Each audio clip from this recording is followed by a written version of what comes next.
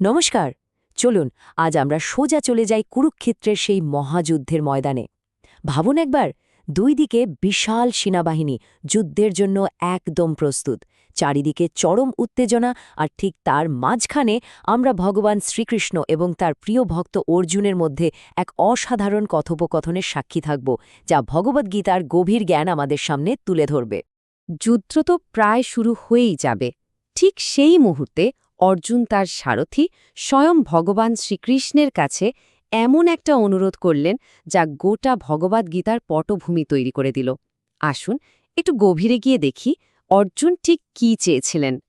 ভগবদ্গীতার প্রথম অধ্যায়ের ২১ এবং ২২ নম্বর শ্লোকে অর্জুন বলছেন, অর্জুন উবাচা সেনায়োরু ভয়োর মধ্যে রথম স্থাপয় মে অচ্যুতা यावदेतान् निरीक्ष्ये अहं योद्धुकामान् अवस्थितान् कैर मया सह योद्धव्यमेस्मिन् रणसमुद्यमे। সহজ কথায় অর্জুন বলছেন, হে অচ্যুতা, আমার রথটা দুই সেনার ঠিক মাঝখানে নিয়ে চলো, যাতে আমি ভালো করে দেখতে পারি কারা কারা যুদ্ধ করার জন্য এখানে এসে জুটেছে, আর এই মহাসংগ্রামে আমাকে কাদের বিরুদ্ধে লড়তে হবে। দেখুন, অর্জুনের অনুরোধটা কিন্তু খুব স্পষ্ট। তিনি তার সারথি কৃষ্ণকে বলছেন, হে অচ্যুত, দয়া করে রথটা দুই বাহিনীর মাঝখানে দাঁড় করাও। তার উদ্দেশ্য খুব পরিষ্কার। তিনি নিজের চোখে দেখতে চান কারা যুদ্ধের জন্য এতটা উদ্গ্রীব হয়ে আছে, আর কাদের বিরুদ্ধে তাকে এই বিশাল সংগ্রামে নামতে হবে। এখানে সবচেয়ে সুন্দর আর গুরুত্বপূর্ণ শব্দ হল অচ্যুত। অর্জুন কৃষ্ণকে এই নামে ডাকছেন, যার মানে হল যিনি কখনও নিজের অবস্থান থেকে পতিত হন না। ভগবান তার ভক্তের প্রতি স্নেহ থেকে কখনও এক চুলও সরে যান না। ভাবুন একবার, তিনি পরমেশ্বর ভগবান, কিন্তু নিজের ভক্তের জন্য স্বার্থীর ভূমিকা পালন করতেও তার কোনো দ্বিধা নেই, কারণ ভক্তের প্রতি তার ভালোবাসা যে অটুট। কিন্তু একটা প্রশ্ন আসতেই পারে, অর্জুন কি শুধু সাধারণভাবে শত্রুপক্ষকে দেখতে চেয়েছিলেন? না, ঠিক তা নয়। তার নজর ছিল বিশেষ কয়েকজনের ওপর। কারা ছিল তার আসল লক্ষ্য? চলুন পরের স্লাইডে সেটাই দেখি। দেখুন, ২৩ নম্বর শ্লোকে অর্জুন তার উদ্দেশ্যটা আরও পরিষ্কার করে দিচ্ছেন। योत्स्यमानानवेक्ष्यहं ये एतेऽत्र समागताः ধার্তরাষ্ট্রস্য দুর্বুদ্ধের যুদ্ধে প্রিয়চিকিৎসবঃ। এর মানে হল, আমি বিশেষভাবে তাদের দেখতে চাই যারা এখানে দুর্বুদ্ধি দুর্যোধনকে খুশি করার জন্য যুদ্ধ করতে এসেছে।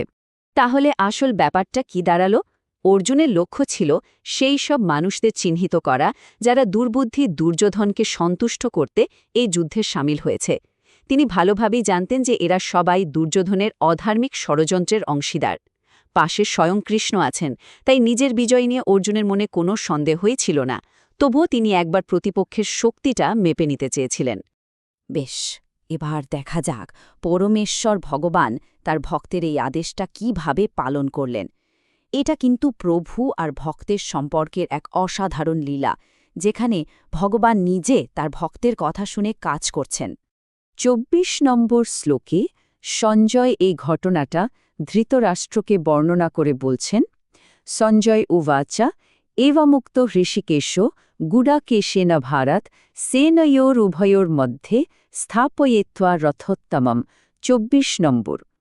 এর অর্থ হল, হে ভরত বংশীয়, গুডাকেশ অর্থাৎ অর্জুনের দ্বারা এইভাবে আদিষ্ট হয়ে ঋষিকেশ অর্থাৎ কৃষ্ণ সেই শ্রেষ্ঠ রথটিকে দুই সেনার মাঝখানে স্থাপন করলেন।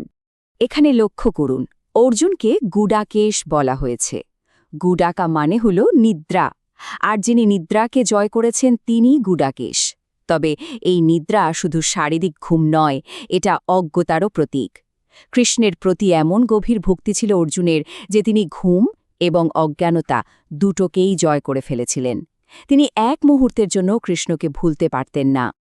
আর ভগবান কৃষ্ণকে বলা হয়েছে হৃষিকেশ, মানে সমস্ত ইন্দ্রিয়ের অধিপতি। যেহেতু তিনি আমাদের সকলের ইন্দ্রিয় আর মনের পরিচালক, তাই তিনি অর্জুনের মনের ভেতরের আসল উদ্দেশ্যটাও পরিষ্কার বুঝতে পারছিলেন।